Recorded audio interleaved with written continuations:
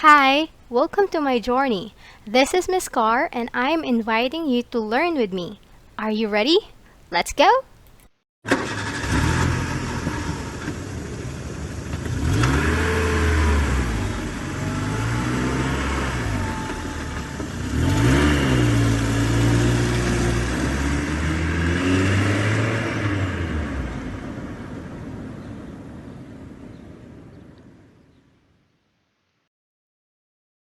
Hello!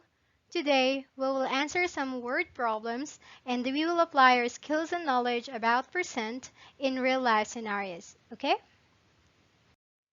In a class of 30 children, 60% of the children are girls. How many girls are there in the class? Okay, so kukunin natin kung ilang girls daw dun sa 30 children kung yung percent ng girls ay 60%. Okay? So we'll get the 60% of 30 and we do that by multiplication. Alright, so before we do the multiplication, this percent needs to be converted into decimal and that is 0.6. Okay? Or 0.60. It's just the same. So 30 times 0.6, that is 18. So ibig sabihin, 18 girls ang meron doon sa 30 children. Alright? So other way to solve this, so first, since percent is just a fraction and the denominator is 100, so 60% is 60 over 100. Okay? To simplify that, we have 3 over 5. So it means yung 30, I need to get the 3/5 of that. Okay, so since the denominator is 5, so it means 30 will be divided by 5. And then, so kung 30 lahat to, each part is 6. Okay? So, since 3 yung numerator natin, ibig sabihin 3 parts yung kailangan natin dyan. So, 6 times 3, that is 18. So, same lang nung nakuha natin kanina. Okay? In a group of 30 children, 80% can't swim. How many children can swim? Alright, so in this case, we need to find out kung ilang student daw or ilang bata ang hindi marunong lumangoy. Alright? And it represents 80% nung 30. So let's get the 80% of 30 and then the 80% will be converted into decimal and that is 0.8. So 30 times 0.8, that is 24. So, ibig sabihin, 24 yung mga bata na hindi marunong or hindi marunong lumangoy. Okay? So, other way to do that, convert this percent into fraction and that is 80 over 100. To simplify, that is 4/5. So, get the 4/5 of 30. So, ibig sabihin, bawat isa dito is 6 and then 4 ang kailangan natin. So, 6 times 4, that is 24. So, same answer na meron tayo kanina dito. 28% of the animals in an animal rescue center are cats. What percentage are dogs? Okay, so in this scenario, it does not have enough information. Wala yung total number ng animals na nandun sa rescue center. Therefore, we cannot tell the percentage of the dogs. The population of ABCville is 15,400 and expected to increase by 12% next year. What is the expected population of ABCville next year? Okay, so ang hinahanap dito is kung ilan na daw yung population next year ng ABCville. Okay? So, ang sabi dyan, 15,400 yung population niya and then expected na mag-increase siya by 12% next year. Okay? So, ang gagawin natin, first, we need to get the 12% of 15,400. Okay? So, 15,400 times 0.12, that is the decimal conversion of 12%. And the answer is 1,848. Okay? So, ibig sabihin, 1,848 yung madadagdag na population next year. Okay? So, since yung population now is 15,400, so i-add natin yung 1,848. So, the expected population next year is 17,248. Alright? So, other way to do that is instead of doing this, you can just add 1 dun sa 12%. So, 1 plus 12%, that will become 1.12. And then, just directly multiply that dun sa 15,400. So, if you do that, we will get the same answer, 17,248 population. Okay? Another way to do that is first, you need to get the 12% or convert 12% into fraction, and that is 12 over 100. Then simplify that as 3 over 25. Okay? So get the 3 over 25 of 15,000 400. So, ibig sabihin, madidivide siya sa 25 kasi 25 yung denominator natin. And we just need the 3 parts. Okay? So, kung dinivide sa 25 parts yung 15,400, bawat isang box dyan is 616. Then, multiply by 3, so we have 1,848. So, this is the increase or the 12% na itataas next year. Okay? So, since this is the equivalent 12% and the 100% is 15,400, okay, then add them, then we'll get the same answer nung kanina. Okay? Sandra ordered a shirt online that cost her $37 total. The package arrived late, so the seller took 12% off the price. How much did she end up paying? Okay, so what we are looking for is kung magkano na lang yung babayaran ni Sandra dun sa shirt na in-order niya online. Ang sabi dyan, the seller took 12% off the price. Ibig sabihin, pag sinabing off, binawasan. Okay? So, yung cost niya is $37 at magbabawas tayo ng 12%. Tapos yung matitira, yun daw yung babayaran ni Sandra. Okay? So first, we need to get the 12% of 37.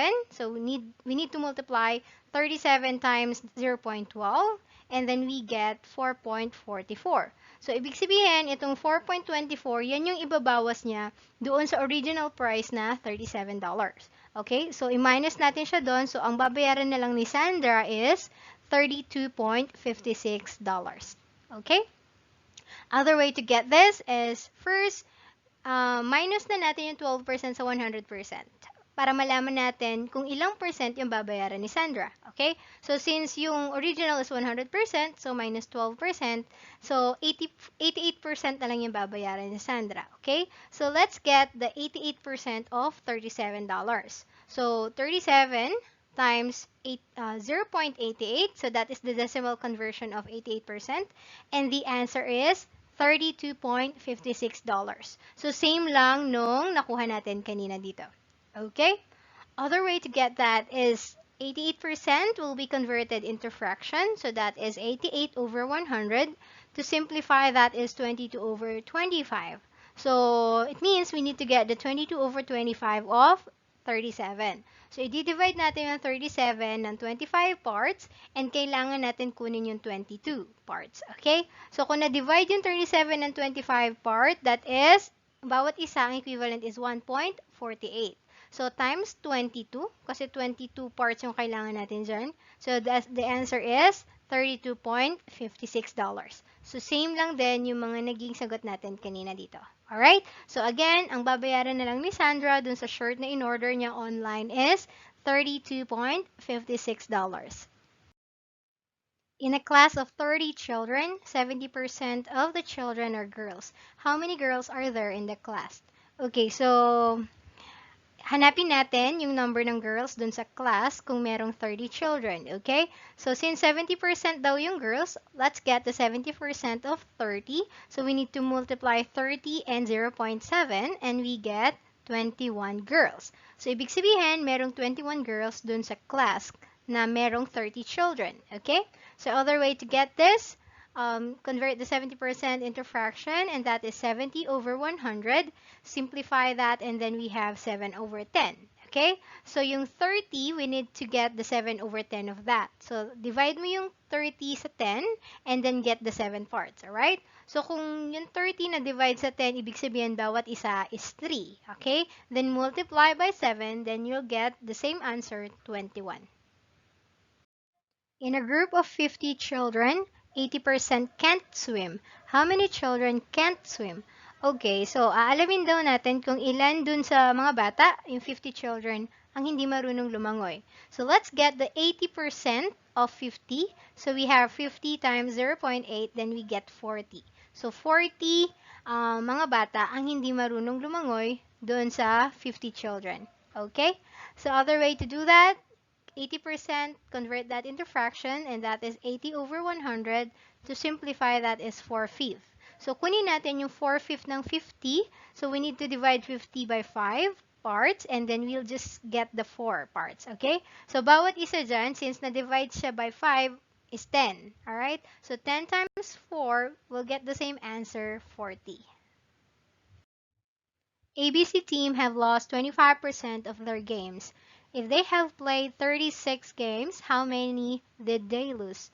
Okay, so alamin natin kung ilang games daw yung natalo ng ABC team kung ang loss nila is 25% of their games at ang total ng games na nilaro nila is 36. Okay? So let's get the 25% of 36. So 36 times 0.25 and the answer is 9. So 9 games yung natalo ng ABC team. Okay? Other way to get this, 25% converted into fraction and that is 25 over 100 or simplify, it's 1/4. So let's get the 1/4 of 36. So mahati sa 4 yung 36 and bawat isa is 9. So since isa lang naman din yung hinahanap natin, yung numerator natin, so the answer is 9. Same lang nung sagot natin dito. 17% of the animals in an animal rescue center are cats. What percentage are dogs? Okay, so in this scenario, again, it doesn't have the total number of animals in the rescue center. Okay, so hindi natin makukuha yung percentage ng dogs. In a group of 60 children, 50% have blue eyes and 40% have brown eyes. How many children have brown eyes? Okay, so ang hinahanap natin is yung bilang ng children na merong brown eyes. Okay, and it says here na 40% daw yung brown eyes dun sa 60 children. So what we need to do is to get the 40% of 60. So we need to multiply 60 and 0.4 and the answer is 24. So ibig sabihin, 24 children's yung merong brown eyes. Okay? Other way to do that is to convert 40% into fraction and that is 40 over 100 and simplify that is 2/5. So we need to get the 2/5 of 60. So we need to divide 60 by 5 and each part is 12. Alright? And dahil dalawa yung kailangan natin or 2/5, so we need to multiply 12 by 2 and the answer is 24. Same nung sagot natin kanina. Alright? So in this case, yung hindi natin kailangang data is yung 50% kasi hindi naman natin nahanap yung bilang ng blue eyes. In a survey of 200 adults, 50% did not know how to ride a bike. How many people is this? So, alamin natin kung ilan daw mga tao ang hindi marunong magbike. Alright? And it says here that 15% did not know how to ride a bike and yung total ng adults ay 200. So let's get the 15% of 200. So let's multiply 200 and 0.15 and the answer is 30. So ibig sabihin, 30 adults ang hindi marunong mag-ride ng bike. Okay? So other way to get this is convert 15% into fraction. So 15 over 100 to simplify that is 3 over 20. Okay? So, get the 3 over 20 of 200. So, ibig sabihin natin to sa 20 parts. So, bawat isa is 10. Since we need 3 parts, so 10 times 3, we'll get the same answer, 30. In a study of 300 students under 25 years old, 5% have not yet learned to drive. How many of the students cannot drive? Okay, so alamin natin kung ilang student daw na hindi marunong mag-drive if it represents 5% ng 300 students. Okay? So, let's get the 5% of 300. So, let's multiply 300 and 0.05. Okay? So, at 0.05 is the decimal conversion of 5%. So, the answer is 15. So, ibig sabihin, 15 students yung hindi pa marunong mag-drive. Okay? Other way to get that is convert the percent into fractions. So that is 1 over 100. Simplify it, that is 1 over 20. So let's get the 1 over 20 of 300. So hatiin natin sa 20 parts ng 300 and bawat isa is 15. Okay? So we get the same answer, 15. A toy car costing $80 and is reduced by 10% in the sale. How much does it cost now? Okay, so alamin natin kung magkano na lang daw yung toy car na $80 kung nabawasan siya ng 10% kasi sale. Okay? So what we need to do, we can directly get the percent nung babayaran. Okay? So since 10% yung ibabawas, so let's minus 10% from the 100%. Okay? And then we'll get 90%. So 90% na lang yung babayaran dun sa toy car. So let's get the 90% of 80. Alright, so let's multiply 80 times 0.9 and we get 72. So it means $72 na lang yung babayaran for the toy car. Okay? So other way to get this is convert 90% into fraction. So we have 90 over 100. Simplify that, that is 9 over 10. So let's get the 9 over 10 of 80. So it means i-divide natin sa 10 yung 80 and let's get the 9 parts. Okay? So, bawat isang part dito is 8, then multiply by 9, we'll get the same answer, $72. Practice time. So, guys, I want you to answer all the word problems na sinagutan natin kanina so that you can assess kung natuto kayo or okay na kayo mag-solve ng word problems involving percent. Okay? In any case na medyo nahihirapan pa kayong i-apply yung skills and knowledge nyo sa percent, I would suggest that you watch my previous video about percent. Especially kung paano mag-convert ng percent into fraction or percent to decimal so that when you answer word problems, madali nyo na lang i-apply. Okay?